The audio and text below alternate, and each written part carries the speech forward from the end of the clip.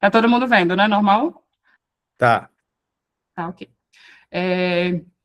Então, diante de todas essas modificações cardiovasculares, o que a gente pensaria que poderia acontecer é justamente uma hipertensão materna, já que a gente tem aumento do volume plasmático significantemente, 40%, 50%, né? Aumenta também débito cardíaco, volume sistólico, então tudo isso culminaria, a gente pensando a grosso modo, em uma hipertensão materna. Mas aí, justamente por ação de progesterona e prostaglandinas, a gente consegue gerar uma vasodilatação sistêmica que isso compensa no sistema cardiovascular. Então, acaba por deixar a pressão em níveis normais por conta dessa ação. Isso faz a gente pensar em doenças que podem afetar a paciente de forma com a estenose aórtica grave, em casos de estenose aórtica grave, em que o débito cardíaco é fixo. Então, assim, já é uma paciente que chega descompensada para a gente, porque só o fato da gestação já altera bastante essa parte hemodinâmica dela, já que ela não consegue compensar, aumentar esse débito cardíaco. O débito cardíaco dela é fixo. E aí, a partir do momento que a gente faz nela um bloqueio de neuroeixo, a gente piora ainda mais esse quadro hemodinâmico dela. Então, pode ser uma situação catastrófica, por exemplo, a gente fazer uma raquianestesia numa paciente com estenose aórtica grave. Então, poderia ser o caso de a gente talvez fazer uma anestesia geral, por isso que tem que individualizar cada caso. Aqui eu botei só um gráfico com relação a essas adaptações cardiovasculares, tanto da frequência cardíaca quanto do volume sistólico e débito cardíaco, em posições supina e lateral, que tem essa modificação por conta da compressão da veia cava, desde a paciente não grávida até ela 6 meses pós-parto. O quanto vai aumentando até fazer um pico, né, ali no período do parto, e o quanto vai descendo, normalizando logo em seguida, pós-gestacional. Eu botei também algumas alterações que são consideradas normais no ecocardiograma da gestante, que a gente pode encontrar, e em pacientes não gestantes seria considerado alterado, mas em gestantes é considerado normal, só para a gente entender quando a gente pegar um ecocardiograma de gestante. Então, pode ter uma efusão pericárdica mínima e aumento de câmaras esquerdas e direitas. Esquerdas em 10% e direitas em 20% até. Com relação às válvulas cardíacas, o que é que pode ter de alteração? Ela pode ter uma regurgitação pulmonar e tricúspide e também regurgitação mitral. A única coisa que não tem alteração é a válvula aórtica, que ela não dilata, mantém o mesmo tamanho. Com relação a adaptações pulmonares, para suprir o oxigênio que o feto necessita, a gestante aumenta em cerca de 30% o consumo geral de oxigênio, e isso se reflete no aumento do volume minuto. Ela chega a aumentar 40% a 50%. Então, o volume corrente aumenta, a frequência respiratória aumenta. Apesar da espirometria se manter normal, a gasometria da gestante, ela pode apresentar um certo grau de alcalose por conta dessas mudanças respiratórias, que é considerado fisiológico e não alterado. Adaptações de coagulação. Apesar do volume plasmático aumentar junto com a massa eritrocitária, esse aumento não é proporcional um com o outro. Então, ao passo que o volume plasmático aumenta em torno de 40% a 50%, como a gente já mencionou antes, a massa de hemácia aumenta em torno de 25%. Então, isso acaba gerando uma anemia dilucional, porque não aumenta na mesma proporção. E é importante a gente falar sobre esse aumento, principalmente nessa adaptação de coagulação, porque é o que permite justamente a gestante perder uma grande quantidade de sangue e não entrar em descompensação hemodinâmica. Chega a perder 400 ml em parto vaginal, normal assim, e 900 ml na cesariana. Aqui eu botei só uma balança das adaptações de coagulação também, com relação aos fatores de coagulação, né? Que a balança tende a ficar muito mais pesada para os fatores procoagulantes, que ela aumenta muito, e diminui fatores anticoagulantes. Então, isso faz com que a paciente tenha uma propensão fisiológica de trombose, no caso. Mas também ajuda a não ter sangramento, que é justamente esse o objetivo de ter essas alterações dos fatores de coagulação. Com relação à parte renal, a gestante acaba por apresentar diminuição nos valores de ureia e creatinina laboratoriais, pode apresentar também um certo grau de glicosúria, justamente porque tem um aumento de fluxo sanguíneo renal e de taxa de filtração glomerular em torno de 50%. Então, com isso, aumenta o clearance de creatinina e acaba por diminuir os valores de ureia e creatinina no laboratório. Isso precisa acontecer por conta do aumento do volume plasmático, que a gente já viu que aumenta em 40% a 50%, então esse fluxo sanguíneo renal também precisa aumentar para compensar esse volume plasmático aumentado.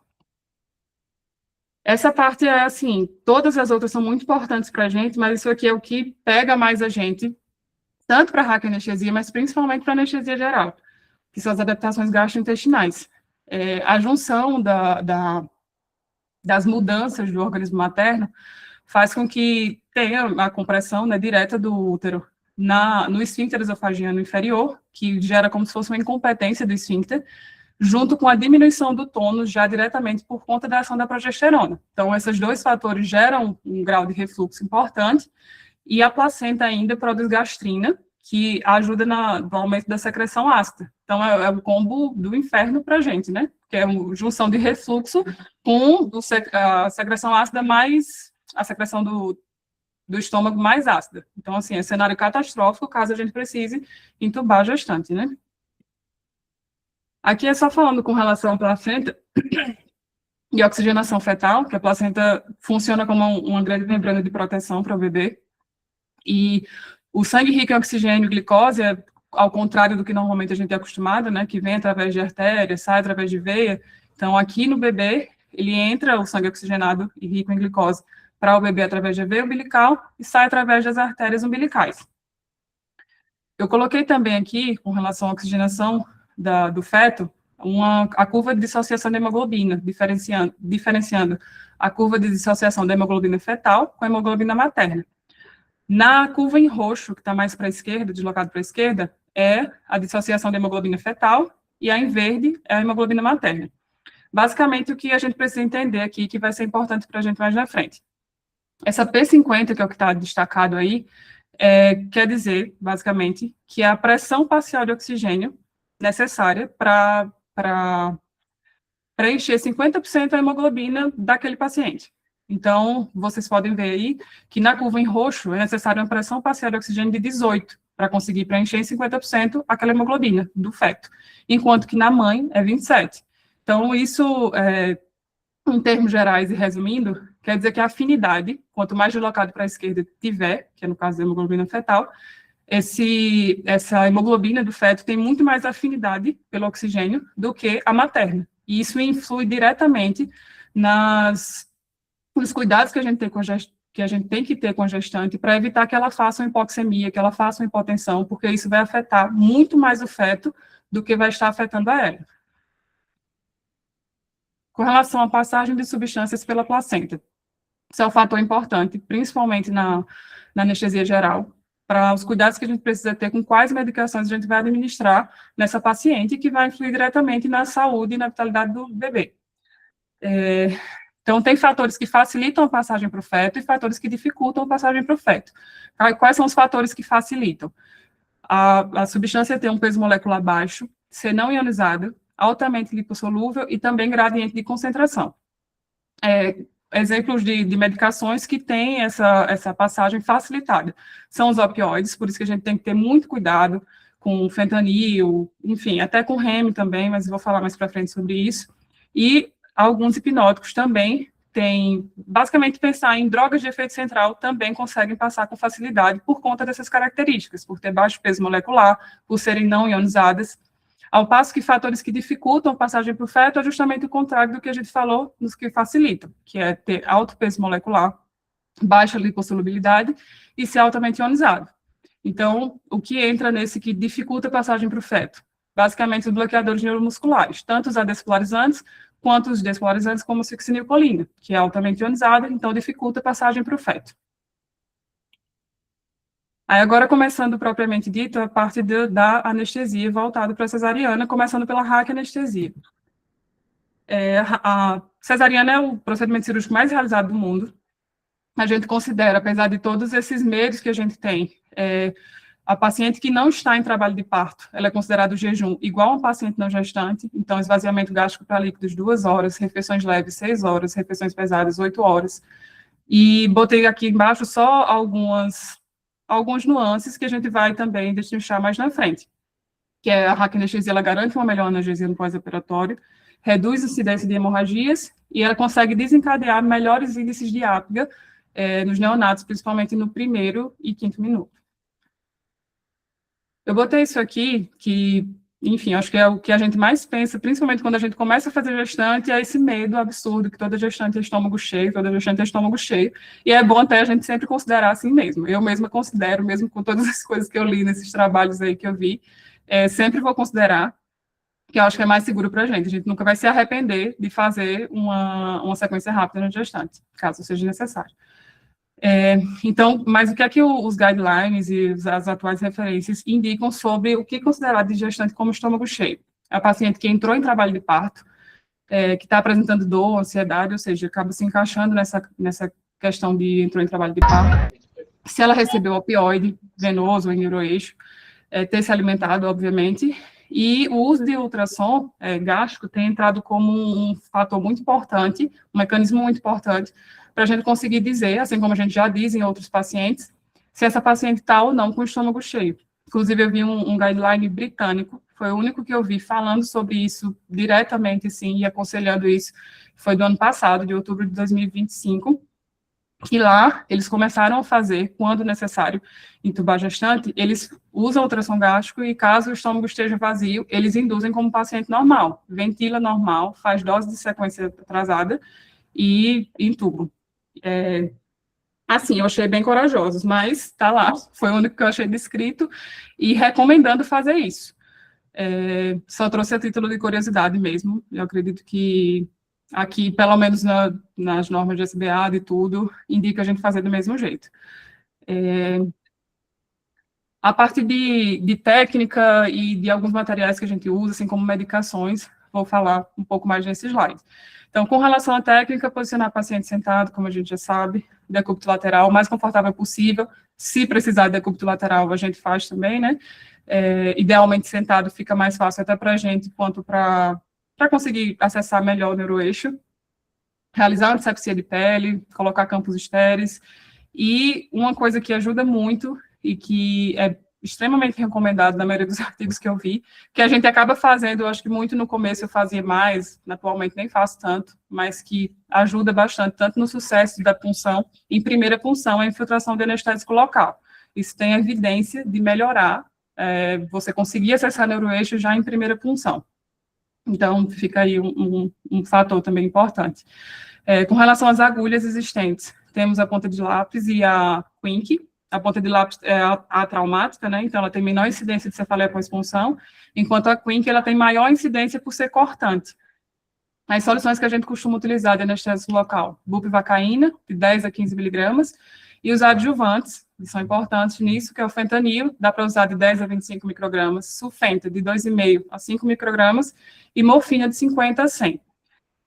Eu vou falar mais na frente, mas acho que já dá para adiantar agora, com relação ao fentanil, que saiu aquela nota da Cristália há um tempo atrás, que todo mundo assustou, algumas pessoas pararam de usar fentanil na RAC. Eu até continuei usando, porque um chefe usava, outro usava, teve gente que disse que dava para usar, mas nunca tinha ido, assim, a fundo para ver, dá para usar mesmo? Eu meio que estava seguindo o que as pessoas faziam. E o que a gente vê também na prática, né, o quanto é melhor, assim, para paciente mesmo falando, eu acho muito mais confortável, pelo que elas me passam, o uso de um opioide lipofílico, né, como no caso do fentanil. O que eu vi que a Cristália tinha colocado foi porque tiveram alguns estudos que relacionaram e associaram o uso de fentanil intratecal à diminuição de frequência cardíaca fetal, quando usado. E isso foi explicado, tem sido explicado em estudos mais recentes, inclusive desse ano, que essa diminuição da frequência cardíaca fetal acontece em decorrência da diminuição de catecolaminas circulantes no organismo materno, por conta da diminuição da dor, e acaba gerando, por consequência, uma diminuição na frequência cardíaca fetal, que não é deletéria, nem para o feto, nem para a mãe, muito menos. Só que o que é que a gente tem que individualizar nesses casos? Se já chega uma paciente que sabidamente está em sofrimento fetal, que o paciente já está com bradicardia fetal, cabe ao anestesista decidir se aquilo ali, aquela diminuição que o fentanil pode causar a mais, vai ser deletério para o paciente, no caso para o feto. Então, assim, não é nada de absurdo a gente estar usando, principalmente em contextos em que o paciente está apresentando bem-estar vital do feto e tudo. Essa imagem eu botei mais até para ajudar depois o pessoal principalmente os R1s, a ver os níveis de dermátomos, né? Que a gente atinge até T4, precisa atingir até T4 no nível de mamilo, e botei os outros ali para ter noção de qual é cada nível. E o que é que a gente precisa bloquear usando a raquianestesia?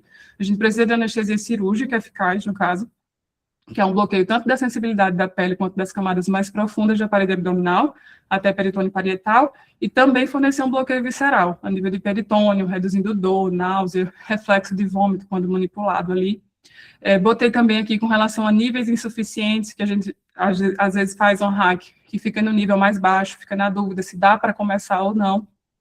Então, assim, abaixo do T10, é um risco de dor na incisão, então já é um fator para você considerar que não dá para progredir com aquilo, ou você repete sua raquianestesia, ou você vê outra forma de fazer, se vai fazer anestesia geral, enfim. Então, abaixo de T10 já é considerado nível insuficiente. Então, vai ter risco de dor na incisão, entre T10 e T12. Pode não cobrir a esterilização uterina, manipulação uterina, e abaixo de L1 já é inadequado para cesariana, por motivos óbvios. E alguns fatores que influenciam no nível, tanto a dose e o volume do anestésico que está sendo infundido, posição do paciente, se está em trem, se está em pró, varicidade do anestésico, e a idade gestacional também influencia por conta do tamanho do útero ali, vai influenciar no nível da anestesia também. Aqui eu botei, reforçando mais uma vez, que o bloqueio sensorial tem que ser até T4. E por quê? Porque fibras sensoriais da pelve e do abdômen, elas acompanham as fibras até T5. Então, a gente precisa garantir que vai chegar até T4 para cobrir essas fibras simpáticas. Então, a gente consegue cobrir bem esterilização uterina quando é necessário, manipulação uterina, limpeza de cavidade abdominal. O que pode acontecer é que, principalmente nervo frênico, então, líquido amniótico, sangue que entra em contato com o diafragma, pela aferência a aferência do nervo frênico ser em nível de C3 a C5, a gente não consegue atingir com a nossa raquianestesia níveis tão altos, graças a Deus. Então, se a paciente referir dor referida em ombro esquerdo, é justamente por conta dessas fibras que a gente não consegue cobrir. Então, a partir do momento que tem uma irritação frênica, o paciente pode referir essa dor em ombro esquerdo.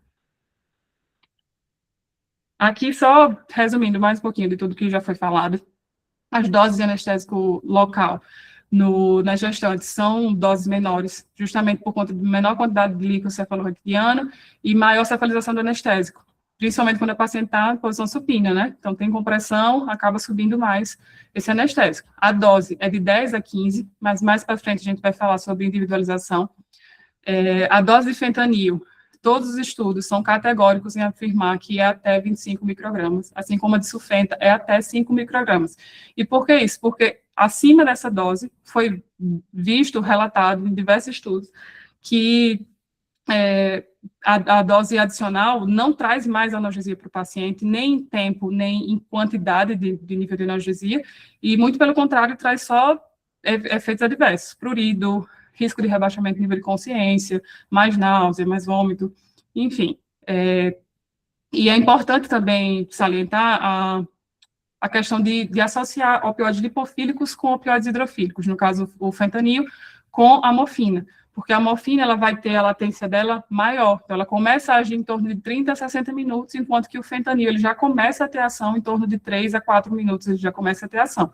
Então, é importante associar o fentanil junto com a morfina, porque enquanto que o fentanil vai dar uma analgesia potente no intraoperatório, a morfina vai agir posteriormente, deixando essa analgesia ali até por 24 horas.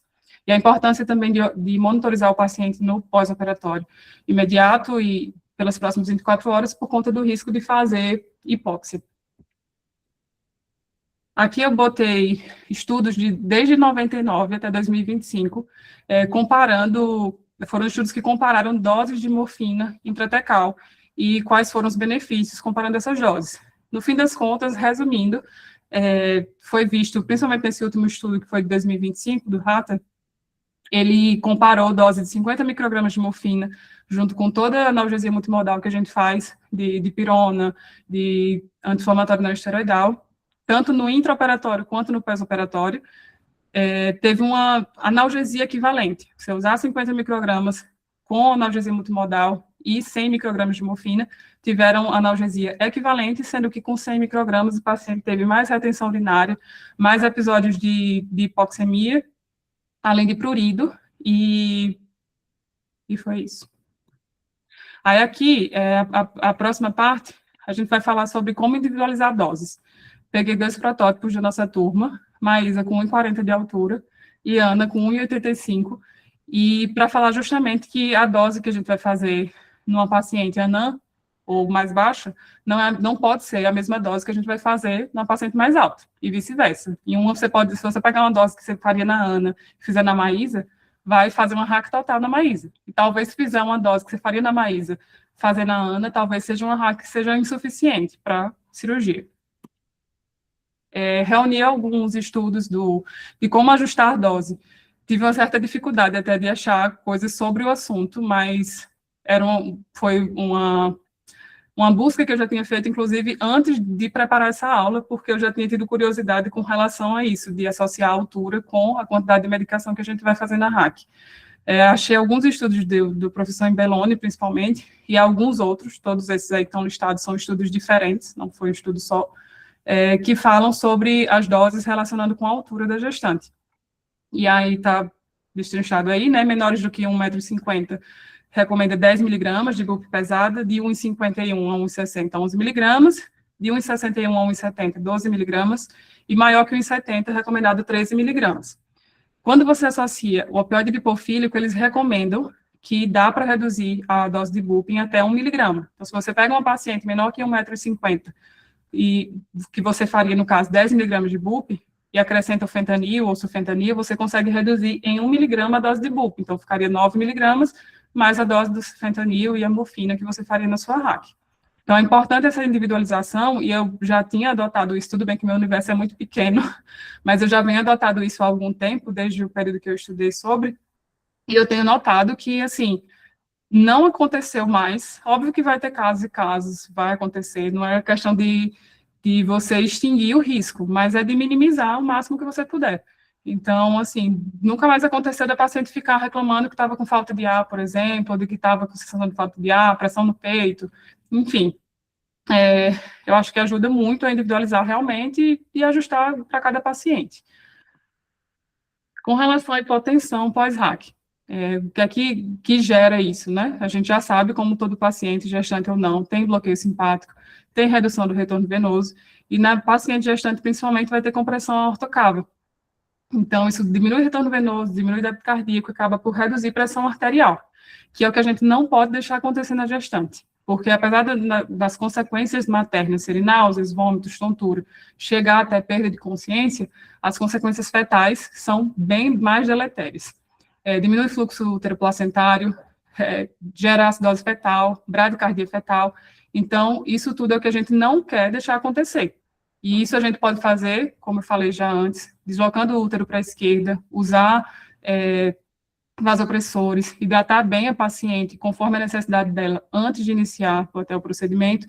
E o que a gente precisa deixar de mensagem, principalmente nesse slide, é que a hipotensão ela tem que ser evitada. Isso é unânime em todos os artigos que eu vi, em artigos de meta-análise, coisas antigas até, e principalmente atuais, também evitando se instalar hipotensão. Então, assim, você não vai esperar a paciente fazer hipotensão para poder tratar. Todos recomendam que a profilaxia seja feita. Então, assim, você fez, já estava hidratando a paciente, usar vasopressor aqui é fundamental para evitar. Porque, conforme eu falei lá da curva de dissociação da hemoglobina fetal, a partir do momento que a paciente, a gestante, deixa de receber qualquer aporte sanguíneo com oxigênio que seja, o feto vai sofrer muito mais com isso. E não é que quando você reverte a questão da hipotensão na gestante, o feto já vai ser beneficiado. Isso leva muito mais tempo. Inclusive, os relatos é de que você termina a cesárea e ainda não foi possível você conseguir reverter o dano que você está causando para o bebê. Então, para deixar que a anestesia seja segura, tanto para a gestante quanto para o feto, você precisa evitar que a hipotensão aconteça, não deixar ela acontecer para tratar. Aqui eu coloquei, resumindo basicamente, ações da fenilefrina e da noradrenalina, que são os dois vasopressores de primeira linha no tratamento, no caso da profilaxia e no tratamento da hipotensão pós-RAC na cesárea. A fenilefrina, ela entra como um alfa-agonista puro, porém, por ser um alfa-agonista puro, ela causa uma bradicardia reflexa. Isso gera, consequentemente, uma diminuição do débito cardíaco e uma diminuição da perfusão placentária. A noradrenalina, por sua vez, apesar de ser um agonista alfa, ela também tem alguma ação beta-1, então consegue, assim, manter a frequência cardíaca sem causar bradicardia e mantendo, assim, também o débito cardíaco e fluxo placentário, útero-placentário. Coloquei as doses aí embaixo também, mas, assim, a nora tem entrado muito mais como a queridinha agora do cenário de cesariana, por conta justamente disso, ela conseguir manter o débito cardíaco adequado, principalmente em pacientes que já estão hemodinamicamente mais instáveis. Eu vou falar agora de alguns problemas que a raquianestesia pode ocasionar. Primeiro, começando com o bloqueio alto, ou a raquianestesia total, como a gente conhece. É um bloqueio que vai gerar acima de T4, que é o nível ideal para a gente, gerando uma paralisia de músculos intercostais, causa depressão respiratória, e é uma emergência obstétrica, exige ação imediata de intubação orotraqueal, evoluir para uma anestesia geral e retirada do bebê imediatamente e o mais rápido possível.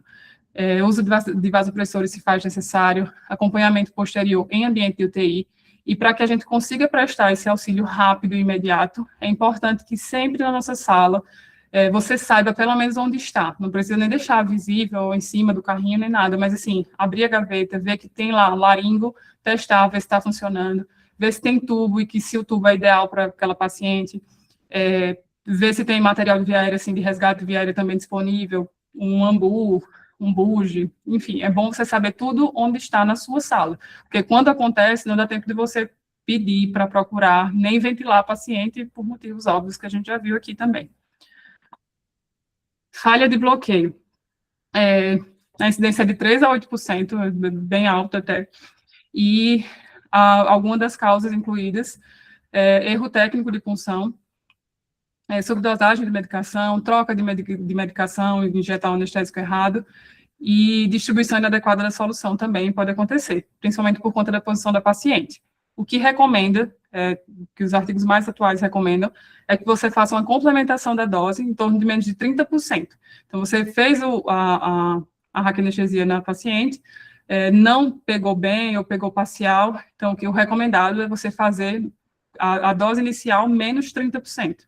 E sem opioide, sempre. Vai repetir a RAC sem opioide na segunda ou na terceira vez que for repetir.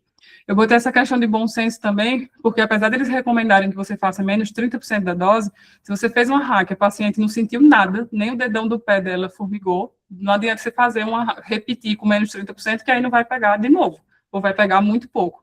Porque, muito provavelmente, se ela não sentiu formigar nada, nem o dedo do pé, é porque não entrou quase nada de anestésico nela. Ao passo que, se já foi uma RAC, pegou um nível até ali abaixo infraumbilical, você também não precisa repetir com menos 30%, talvez uns 50% seja suficiente. Então, vai muito do tato, do feeling, apesar deles recomendarem essa dose de menos 30%, vai muito do feeling na hora do que você acha também que é necessário. Isso é uma recomendação, mas óbvio que o olhar clínico tem que se fazer presente. E também dá para complementar, no caso a complementação não seja suficiente ou por alguma razão não dá mais para você complementar, porque já abriu o paciente, enfim, dá para evoluir com anestesia geral, que a gente também vai falar mais para frente sobre anestesia geral. Aqui, com relação à analgesia pós-operatória, que dá para ser multimodal, apesar da gente fazer muito, assim, só a parte do sistêmico e intratecal, dá para complementar também com bloqueio de parede abdominal, tanto TAP block quanto quadrado lombar. Não deixando de fazer também a morfina, o fentanil, um opioide lipofílico intratecal, e o sistêmico que a gente sempre faz de pirona, anti-inflamatórios, não só no intraoperatório, é importante manter essa analgesia sistêmica também no pós-operatório e de horário. Botei aqui também principais fatores de risco para cefaleia pós-RAC, que é, principalmente na gestante, é o que mais assusta a gente, né, que é mulher jovem, gestante, obviamente. O calibre da agulha também influencia, o tipo de ponta de agulha, a orientação do bisel também é uma coisa que influencia. E aqui eu botei uma imagem de análise microscópica da diferença do furo lá nas meninges da agulha ponta de lápis, que é essa de cima, e a agulha Quink embaixo, que é a cortante. Então, a de cima, você vê que é quase imperceptível a perfuração que ela faz, porque ela faz por divulsão, enquanto que a outra, ela corta mesmo. Por isso que acaba escoando muito mais líquor com a Quink do que com a ponta de lápis. Falando agora sobre anestesia geral para cesariana. Começando com indicações absolutas e indicações relativas. As indicações absolutas são recusa da paciente, coagulopatia, instabilidade hemodinâmica grave, hemorragia maciça, rebaixamento de nível de consciência, que eu não coloquei aqui, mas também entra, um paciente que chega com eclâmpsia, rebaixado, também vai entrar nisso. Indicações relativas são falha de bloqueio, sofrimento fetal agudo e alguma contraindicação técnica do hospital mesmo. Passos a serem seguidos antes da gente iniciar a indução propriamente dita. Então, todas as equipes devem estar em sala. Tanto a anestesia, no caso, sempre tentar, se for possível, você e mais alguém, sempre o anestesista mais experiente deve comandar a questão da intubação, mas sempre que possível, estar em 2 anestesistas. A equipe cirúrgica, a equipe obstétrica deve estar já posicionada, o paciente já feita antisepsia, campos posicionados, bisturi em mãos e pronto para o seu comando, já. Se possível, o bisturi até encostado na pele, para quando você der o comando, ele já começar a tirar o bebê o mais rápido possível. Pediatra também tem que estar em sala. Material todo checado, laringo, videolaringo, tudo que for de via aérea e alternativas de resgate também. Então, laringo, videolaringo, máscara laríngea, se possível, de segunda geração, é melhor para você conseguir ter acesso a aspirar conteúdo gástrico também. Tubos orotraqueais, lembrando que tem que ser tubos de menor calibre, por conta das particularidades da via aérea da gestante, então, para você evitar que tenha lesão, sangramento, ou que até não passe o tubo, então o tubo tem que ser mais fino mesmo.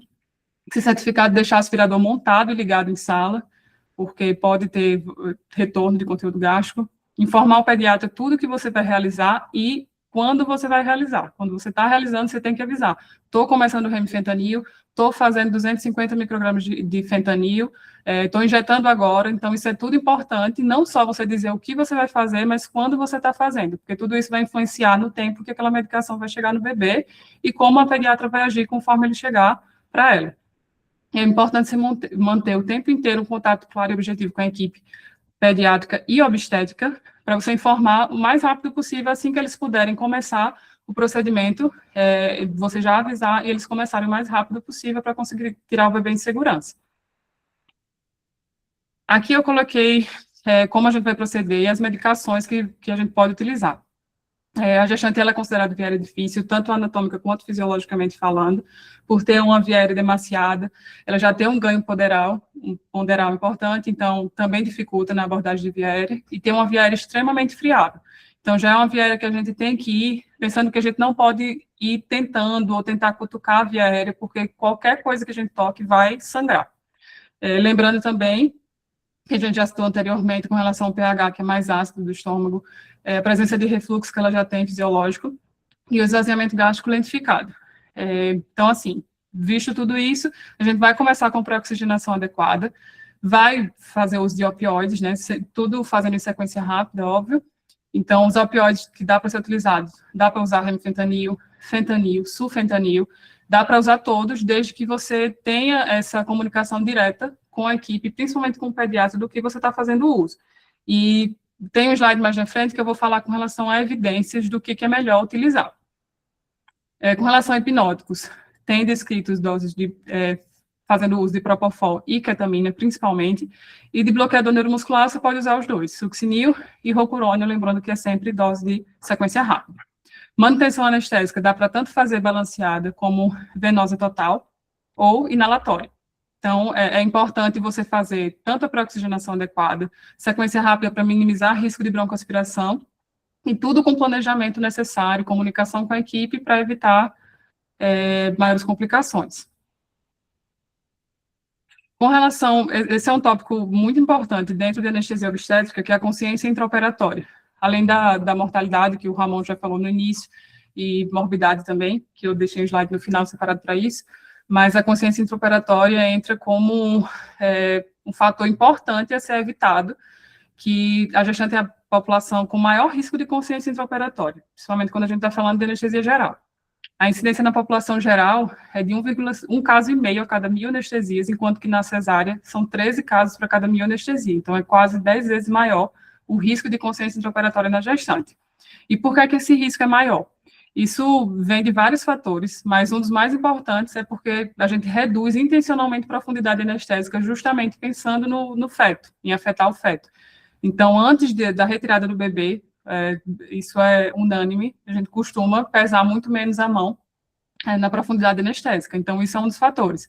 Limitação de uso de opioides também, preocupação com o feto que acarreta tudo isso, e na gestante, a CAM necessária para manter a anestesia já é uma CAM mais baixa. Então, você já tende a deixar também a anestesia mais superficial. Então, a forma da gente prevenir isso é fazer uma monitorização adequada, com BIS principalmente, e lembrar sempre de ajustar a profundidade anestésica assim que clampear o cordão, que aí ela deixa de ser uma paciente gestante e a gente pode tratar ela como uma não gestante, justamente para conseguir ajustar essas doses de anestésico que a gente não fez anteriormente. Aqui, profilaxia para hemorragia, para atoneuterina e hemorragia pós-parto, né, uso de ocitocina e outras medicações. Peguei uma das principais diretrizes que fala sobre esse uso de ocitocina, que é você infundir 3 unidades, endovenosa lenta, e caso a paciente volte a precisar, né, se a atonia persiste, você pode ir repetindo essas 3 unidades, chegando a, no máximo, 3 infusões dessas direto, né, em bolos lentos. Mas aí você fez as 3 unidades, já resolveu, ou precisou repetir uma vez e resolveu, conseguir um tônus adequado, é extremamente necessário que você mantenha isso em infusão contínua. Aí a recomendação é fazer 15 unidades num soro de 500 ml e correr isso em 4 horas, no caso, em bomba de infusão. A gente geralmente acaba não fazendo isso diretamente, porque nos hospitais que a gente vai já tem esse costume do pessoal mesmo, do circulante, do pessoal da GO prescrever, e eles mesmos já iniciarem no pós-operatório imediato essa dose de infusão contínua. Por isso que a gente não costuma fazer, mas é importante que a gente saiba, porque pode ser que tenha algum lugar que a gente vá depois que não tenha esse hábito e que a gente precise fazer. Botei também aqui outras opções são de segunda linha, mas que a gente acaba usando caso a ocitocina não surta o efeito necessário, que é a metilergometrina, carboprostol e misoprostol. Com relação à analgesia pós-anestesia geral, além da gente fazer já as medicações que a gente já fazia uso, né, sempre recomendado também, além de fazer no intraoperatório, dipirona, anti-inflamatório não esteroidal, dá para fazer também no pós-operatório, deixar sempre de horário fixo, não esperar o paciente sentir dor para poder começar. Bloqueios regionais são extremamente necessários, principalmente quando a gente está falando de anestesia geral, em que a gente não invade o neuroeixo, então, assim, vai ser de extrema importância para ajudar na questão do pós-operatório.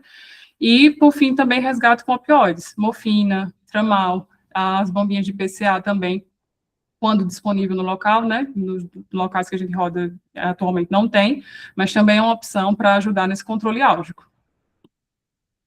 Aqui eu botei uma revisão de artigos, vai ser uma meta-análise, mas ainda não, eles não concluíram, então ainda está como uma revisão narrativa de artigos que eles pegaram de 2021 a 2026, que é resumindo as evidências com relação aos dos principais opioides, hipnóticos e bloqueadores neuromusculares, quais são os mais seguros, que tem mais perfil de segurança. Então, o eleito dos opioides foi o remifentanil, porque ele apresenta melhores desfechos, tanto maternos quanto neonatais, principalmente quando fala do fentanil, ele diminui o apga no 5º minuto, então o remifenta acabou ganhando essa disputa, assim. Com relação aos hipnóticos, o Propofol foi eleito como a melhor escolha, tanto pela estabilidade hemodinâmica, principalmente comparado à ketamina, que também a ketamina acaba por diminuir o apga no 5º minuto, está associado, né, à diminuição do apga no 5º minuto. E com relação à succinilcolina e o rocurônio, que sempre se acreditou que a succinilcolina fosse uma melhor alternativa, mas isso, pelo menos até agora, na revisão deles, cai por terra, porque o rocurônio, principalmente na dose de sequência rápida, é uma alternativa eficaz à succinilcolina, e ele se mostrou até, comparando a succinilcolina, as condições foram melhores para a intubação, uma melhor condição cirúrgica e um menor tempo em incisão-parto foi associado. Dessa revisão que eles fizeram tem um pouco de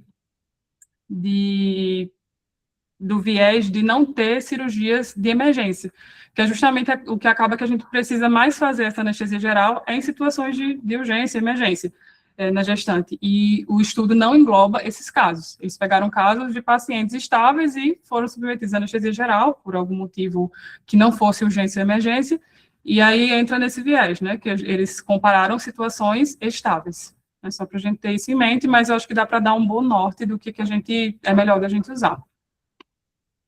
E aqui eu botei um comparativo também com relação a um estudo também desse ano, no caso, 2026, que fez comparação de diversos artigos também, e ele comparou a anestesia da RAC com a anestesia geral. E, assim, em todas as questões, morbidade materna, complicações anestésicas, infecção do sítio cirúrgico, apga neonatal, recuperação pós-operatória, em todos os quesitos, a RAC anestesia foi superior à anestesia geral.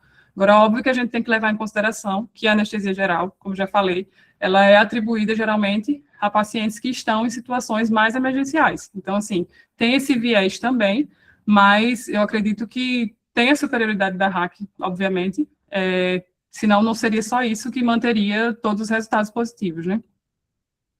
E aqui estão as referências. É isto, pessoal.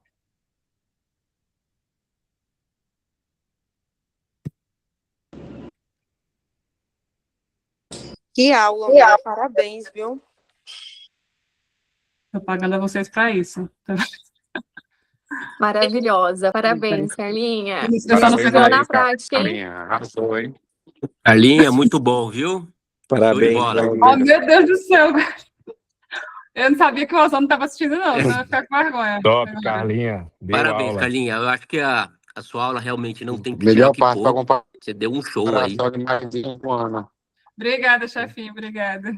Tá? Foi muito legal. Eu acho que um recado que fica para todo mundo é que a gestante é um cenário bem desafiador para todos nós, né? Então, com essas alterações gravídicas e tal, lembrar que uma paciente magra é a exceção, né? Então fica tudo mais difícil para a gente. Tá? E assim, eu acho que tem empatia, sabe? Porque no céu a gente sabe que no dia a dia, às vezes, a gente fica meio saco cheio e tal, né? O pessoal chamando a gente, mas tem empatia e lembrar que às vezes é o momento mais feliz daquela pessoa. Bom, Sim. e a nossa função é trazer essa alegria também para ela. Show? Parabéns, Carlinha. Valeu, chefe. Valeu, gente. Boa noite. Valeu, galera.